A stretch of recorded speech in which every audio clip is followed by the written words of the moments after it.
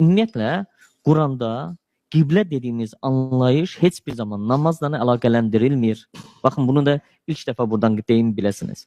Namazla əlaqəli deyil qiblə.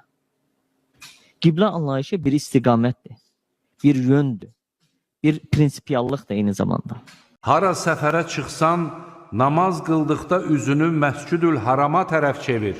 Harada olursunuzsa olun, üzünüzü ona tərəf çevirin ki, zalimlardan başqa heç kəsin sizə qarşı bir dəlili olmasın.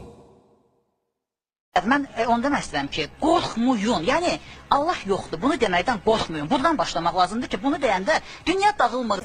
Ümumiyyətlə, biz cəmiyyət olaraq ata, qardaş, nə bilim, qeyrət, namus, bunun qeyrəti haradadır? Bu anlayışlardan nə qədər uzaq qaçsaq o qədər yaxşıdır. Yəni, bunlar qurama, uydurulma, belə deyək də, klişelərdir. Real həyatla heç bir əlaqəsi yoxdur.